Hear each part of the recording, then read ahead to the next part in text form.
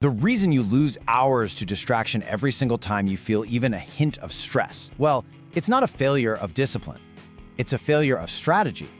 For years, we've been told this story that top performers are like these emotional fortresses, that they just crush their feelings and power through.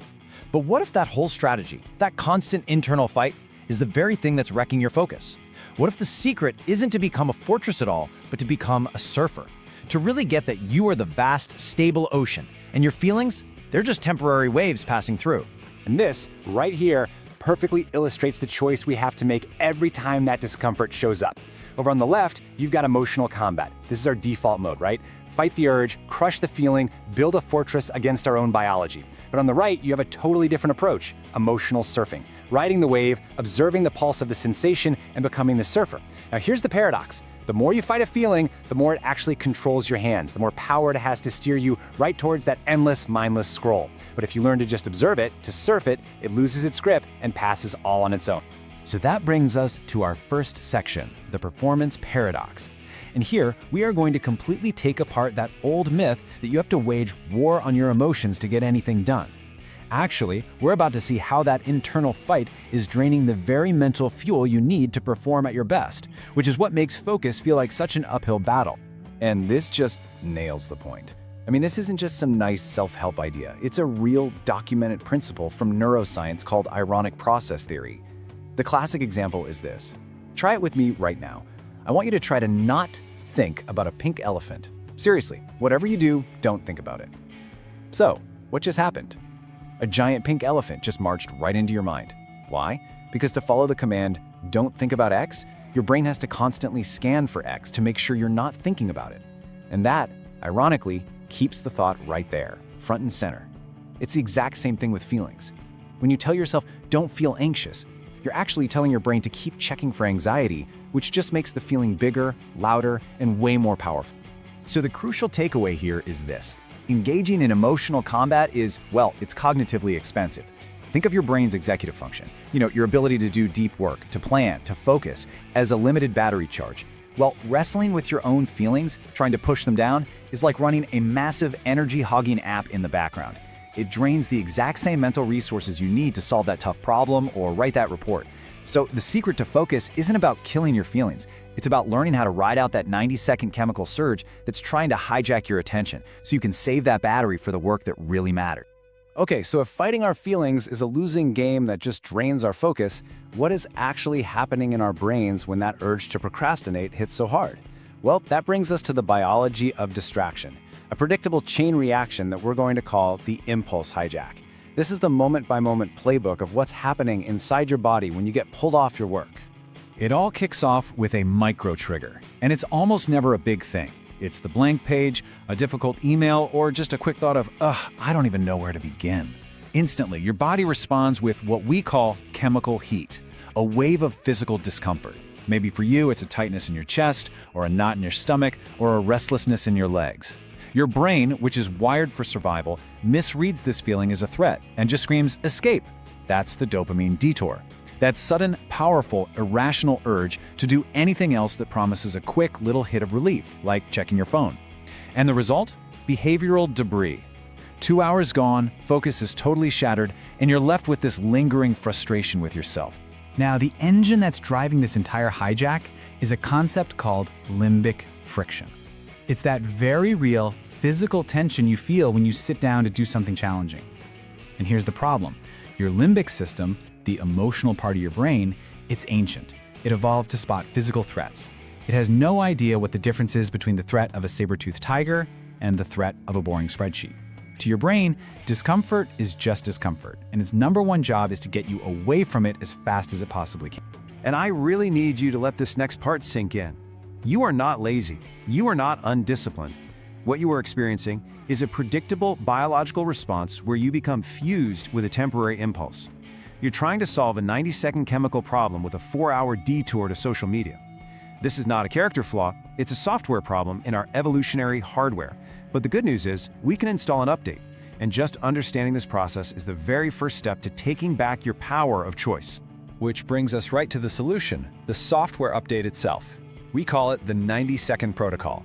And I want you to think of this as a surge protector for your brain.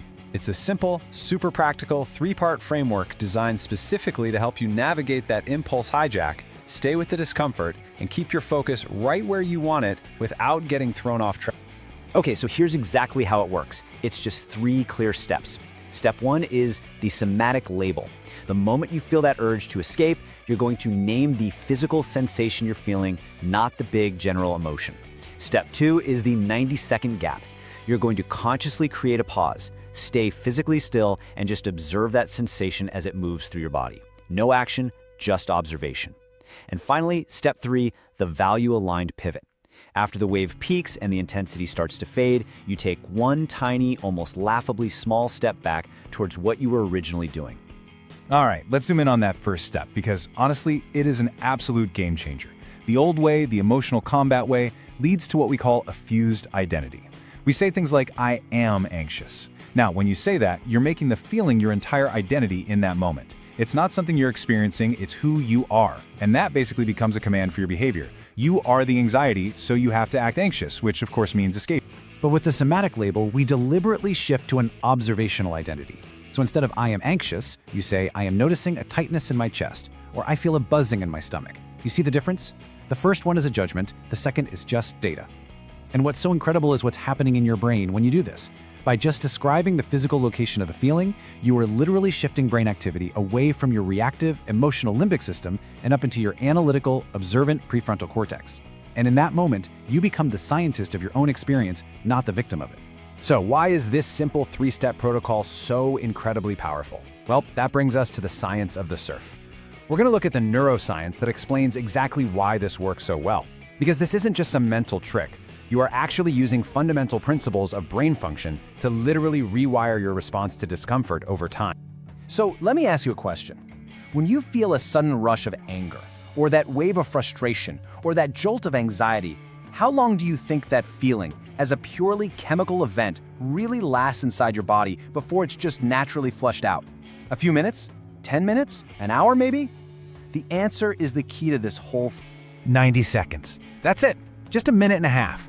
This is the powerful, foundational number at the very heart of this entire system. From the moment an emotional response gets triggered, it takes only 90 seconds for the chemical cascade that created it, all that adrenaline, that cortisol, to be completely processed and flushed right out of your bloodstream. This is known as the 90-second rule, and it's based on the research of brain scientist Dr. Jill Bolt Taylor. A feeling is just a 90-second visitor. So why on earth does it feel like anxiety or frustration can last for hours? Because we keep it alive. We re-trigger it with our thoughts. We feel that initial 90-second chemical wave, and then we immediately start spinning a story about it. This is awful, I can't handle this, I'm so stressed out. That story, that thought loop, it triggers a whole new 90-second batch of chemicals, and we get stuck in that cycle for hours, all because we never let the first wave just pass. So let's break down exactly how this protocol works in the brain. Like we said, somatic labeling, saying tightness in my chest, it activates your prefrontal cortex, your thinking brain. This, in turn, acts like a neural coolant for your amygdala, which is your brain's hypersensitive alarm system. It's basically telling the amygdala, hey, I see the signal, but it's not a real threat, you can stand down. By staying still for 90 seconds, you are giving your body the time and space it needs to complete its natural cycle without you interrupting and re-triggering it. And here's the magic. Every single time you do this, you use neuroplasticity to strengthen the pathways between your thinking brain and your feeling brain. To put it simply, you are upgrading your brain's internal shock absorbers. You're building your capacity to handle discomfort. Okay, we've covered the what and the why. Now for the most important part, the how. We're going to move from theory right into direct application. Let's talk about your first wave watch. I'm going to walk you through exactly how you can put this into practice today, the very next time you feel that urge to get distracted. Here is your step-by-step guide. The next time you're working and you feel that pull, that internal friction, that's your cue. First, just notice the urge without any judgment. Second, instead of fighting it, get curious. Ask yourself, where physically is this feeling in my body? Find its location. Third, execute the gap. Set a silent 90-second timer on your phone, or if that feels like too much, just count 15 slow, deep breaths. The only rule is stay still. Don't open a new tab, don't pick up your phone, just sit and observe. And finally, after those 90 seconds are up, perform the micro return. Make the action of coming back to your work so small it feels almost effortless. Type one word, open one file, read one sentence. That's it. And this part is absolutely crucial to understand. The goal of your first wave watch is not to make the bad feeling go away. It's not to suddenly feel motivated and incredible. The goal is to build the muscle of non-reactivity. Think of it like lifting weights. The first rep is hard. The point isn't for the weight to feel light. The point is to complete the rep to build strength. Each time you surf a 90-second wave without acting on it, you are doing one rep for your brain, building what's known as affective tolerance, your ability to sit with discomfort and still choose your action.